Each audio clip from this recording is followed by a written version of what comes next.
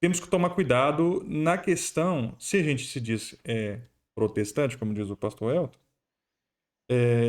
não acrescentar, como foi o caso da Ellen White aí, e aí você que está vendo aí adventista, fica à vontade para comentar aqui no vídeo, Isso. se não é isso, para a gente talvez até fazer Esclarecer. outro debate, né? Sim, sim. Talvez convidar alguém que é adventista para conversar aqui com o pastor, Exatamente. expor porque não é dessa forma, a gente está aqui de uma maneira muito aberta, muito humilde para dizer, Uhum. e a gente não está aqui para afirmar nada, é só para incorrer sobre um assunto conhecido, tá? Então, voltando aqui ao assunto, se Ellen White acrescenta, né, alguma coisa não pode ser retirada. Eu vi outro dia um debate sobre uma pastora que ela é homossexual e ela fundou uma religião, uma igreja. Eu falei fundou uma religião, mas ela fundou uma igreja onde ela fala que é uma âncora, uma proteção ao movimento LGBTQIA+, né? Uhum. E eu queria entender, agora, honestamente, certo? Se a Bíblia ela é um livro de amor, né, que a gente sabe que é, mas também de justiça, Uhum. por quê? Da onde vem essa questão da questão de aceitar homossexuais, aceitar sexo, é, é, relações sexuais do mesmo sexo? Se isso está na Bíblia, se isso foi retirado da Bíblia, né? Para que a gente entenda se também faz parte de um contexto de seita. Fique à vontade, presbítero João Paulo. Essa questão de seita, de religião, inclusive, há alguns anos isso tem ocupado muito a liderança da igreja presbiteriana, inclusive identificando algumas, ou taxando algumas de seitas, e tanto é que essas pessoas que chegam à igreja presbiteriana dessas origens, nós, por exemplo, vamos refazer o batismo, profissão de fé, porque não damos validade aos atos que foram feitos lá. O que eu posso colocar dessa separação de uma seita, de uma religião, para chegar, por exemplo, nesses valores aí que a gente está, que o irmão mencionou? A doutrina que a igreja presbiteriana segue é a doutrina adequada? Estamos livres de erros? Eu acredito que não. Eu tenho plena consciência de que muitas das coisas, ou muitas talvez exagero, mas algumas coisas que nós ensinamos, que nós lemos, pode haver equívocos ali. Como pode haver equívocos da Igreja Católica, como pode haver equívocos da Batista, enfim. Eu creio que todas elas têm os seus equívocos. Mas por que você é presbiteriano? Porque da compreensão que o Espírito Santo me capacitou a ter, e a partir do estudo das Escrituras Sagradas, me parece a compreensão mais razoável. Dentro dessa compreensão razoável, nós podemos identificar na Escritura Sagrada alguns pontos que eu colocaria como pontos inegociáveis, pontos que realmente são o núcleo duro aí da Escritura Sagrada, e alguns pontos que podem ter divergências. Um exemplo bastante simplório. É correto bater palma no louvor? Não é correto bater palma no louvor? É correto cantar em voz alta? Não é correto? É correto batismo por aspersão, por imersão? Isso são pontos, são pontos bíblicos, evidentemente, claro que tem a sua relevância, mas são pontos que eu penso que não têm a capacidade de afetar uma correta compreensão, embora possa haver interpretações diferentes. Entretanto, há alguns outros pontos que, se você pretender atacar a compreensão deles, você está desestruturando a teologia. Por exemplo, e acho que o exemplo mais claro que a gente pode ter disso é com relação à natureza de Cristo. Nos primeiros séculos, nós tivemos alguns encontros, alguns pontos de estudo e discussão que ficaram conhecidos aí na história como concílios. Concílio de Éfeso, concílio de Concílio de Trento, Concílio de Constantinopla, enfim, vários concílios, que desses concílios tiveram decisões conciliares lá, que serviram de estrutura para a religião como ela é hoje, para o cristianismo como ele é hoje.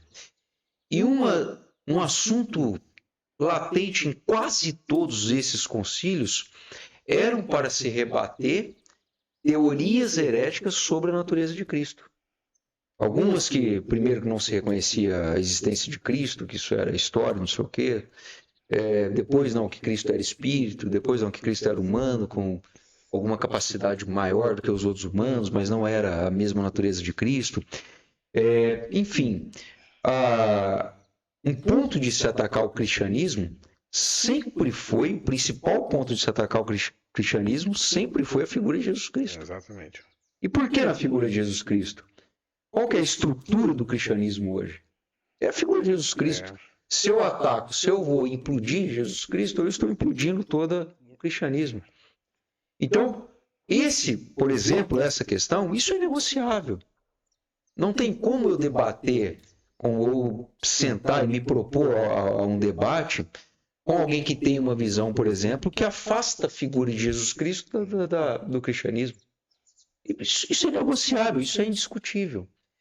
Quando essas denominações ou essas organizações afetam esses pontos estruturais do cristianismo, para mim isso passa a ser meramente uma seita. Já não é mais uma religião. Eu reconheço outras religiões, tenho respeito por outras religiões, mas não reconheço outras que se dizem religiões que vão tratar de pontos essenciais, estruturais do cristianismo. Então isso, para mim, vai ser classificado como uma seita. Dentro dessas seitas, o pastor deu um conceito técnico de seita ali, mas o que a gente poderia pegar como seita num conceito um pouco mais abrangente? Uma seita seria uma reunião de pessoas em torno de um assunto que lhe é agradável, que lhe atende o seu interesse.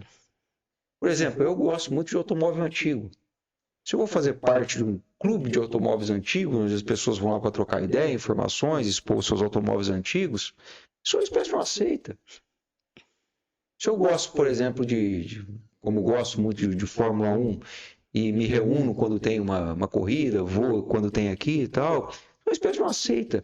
Nós temos um interesse comum ali que agrada ao nosso ego, que agrada ao nosso interesse, e aí nós vamos dedicar tempo para aquele determinado assunto, para aquele determinado objeto. Se dentro do texto bíblico eu tenho alguma coisa que não me agrada, e aí vem o seu questionamento de retirar, por exemplo, a questão do homossexualismo.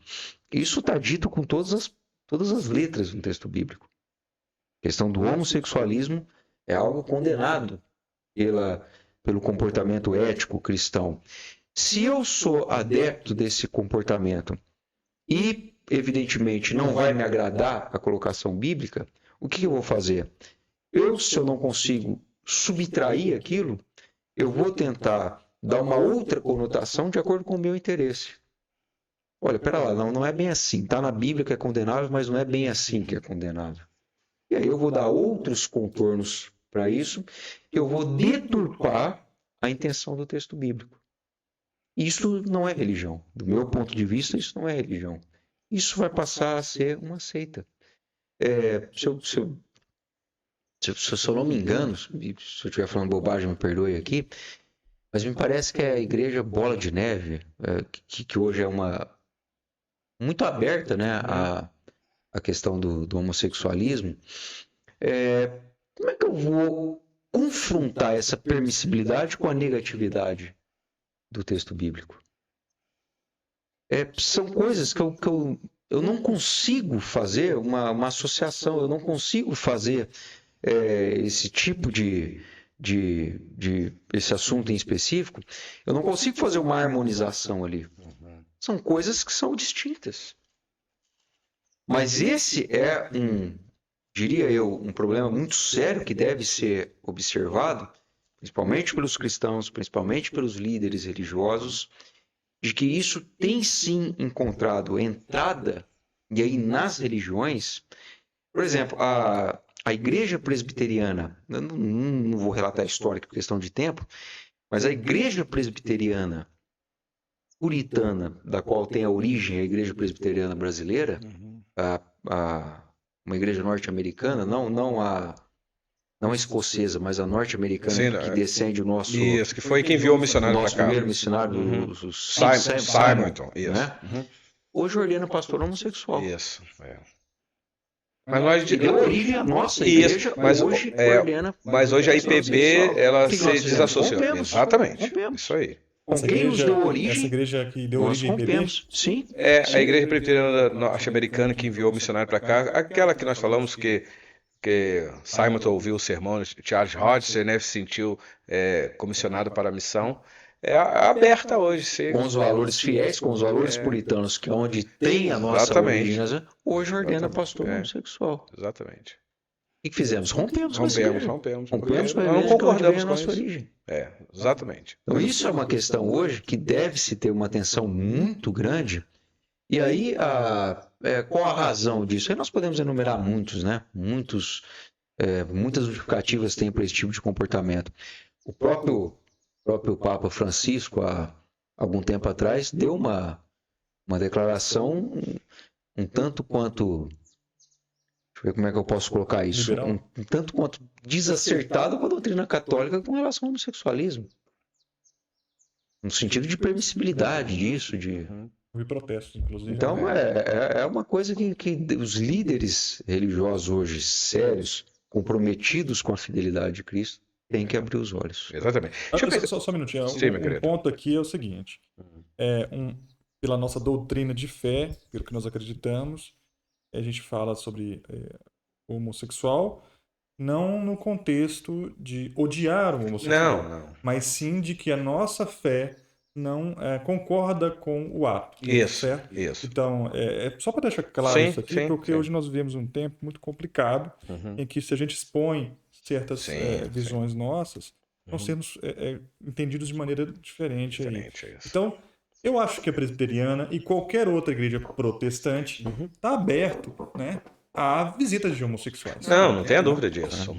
Era sobre isso que eu queria falar. Paulo escrevendo aos Colossenses, capítulo 2, Robson, versículo 8, você pode até conferir aí, alerta já a igreja naquela época. Ele diz assim, Colossenses 2,8, cuidado que ninguém vos venha a enredar com sua filosofia e vãs sutilezas, conforme a tradição dos homens, e não segundo Cristo. Hoje, o presbítero João Paulo, nós não vemos mais, na maioria das igrejas que pregam Cristo somente, as Escrituras, e esse é o ponto aí, nós divergimos bastante dessas igrejas que não veem Cristo mais como o centro da igreja. Isso acontece em igrejas evangélicas. Você vai numa igreja, você já não vê mais pregação cristocêntrica, você não vê mais louvores cristocêntricos. Então, a marca de uma heresia está exatamente em não aceitar as duas naturezas de Cristo. Naquela pessoa chamada Jesus, haviam duas naturezas, humana 100% e divina. E é claro hoje você identificar uma religião que não aceita que Jesus é Deus. Apenas um espírito evoluído, um profeta, alguém. E aqui é mais ou menos isso. E aqui eu vou até um pouquinho mais longe. Eu não estou dizendo que João Calvino não acreditava que havia duas naturezas em Jesus. Claro que sim. Mas se você olhar um comentário de João Calvino sobre Daniel, a gente quase fica sentindo que Calvino acreditava que Jesus era um anjo. O anjo Gabriel, ou Miguel, alguma coisa assim. Depois está no comentário lá daquela luta do anjo lá que estava com Miguel e foi impedido de trazer a oração, a resposta da oração de Daniel. Então eu olho aquele comentário, eu fico um pouco assustado com o que Calvino quer apresentar ali. Mas deixa eu voltar aqui para a questão esse ponto que João Paulo colocou, que é muito importante hoje nas igrejas. Você não vê mais hoje termos como conversão, arrependimento, regeneração, justificação, propiciação, falando desta maneira como que aquilo que Cristo fez na cruz nos substituiu da maldição que era sobre nós. O que nós vemos hoje são decretos, declaração, reivindicação, tomar posse. Esses são os termos apresentados nas igrejas de hoje. E nesse sentido, as igrejas estão sendo muito inclusivas. E aí, então, a porta vai ficar muito larga. É claro que nós convidamos todos a vir a Cristo, porque essa foi a palavra do Senhor Jesus. Vinde a mim, todos vós que estáis cansados e sobrecarregados. O convite é para todos, mas a porta é estreita, a porta não é larga e é espinhoso. E o Senhor Jesus deixou claro que são poucos os que passam por ela. Não é só os homens, a homossexual, não, é quem tem dificuldade com o dinheiro, é quem é casado e tem dificuldade com sexo fora do casamento, é filho que não consegue honrar pai e mãe. Então, são esses. O Evangelho vem para transformar a pessoa toda. Então, há salvação para aqueles que tem um entendimento da sua prática sexual equivocada, mas tem salvação também para aquele que tenha a prática de qualquer outro tipo de vício que é contrário às Escrituras. Então, essa é a nossa palavra. Pode ser que quem está me ouvindo aqui, eu tenho amigos homossexuais, que a gente tem um relacionamento de companheirismo, mas dentro de uma limitação. Mas sabe da nossa posição na nossa igreja, não por causa da nossa denominação, mas por causa daquilo que as Escrituras apontam. E aí, presbítero João Paulo, o senhor colocou com propriedade que o nosso ponto são as Escrituras. Pelas Escrituras, nós vamos somente apresentar ela. E o que ela falar, nós vamos falar. E o que ela não falar, nós não vamos falar. Apenas isso. E ele colocou bem claro aqui. Tem textos tão claros. Claro, nós estamos aqui com uma tradução nas nossas mãos, mas nós sabemos, está estudando teologia aí, tendo acesso à língua lá dos originais, a língua, não os escritos, mas sabe que está lá no fundamento. Está tão claro, não podemos deturpar. Olá, tudo bem? Eu sou o pastor Elton.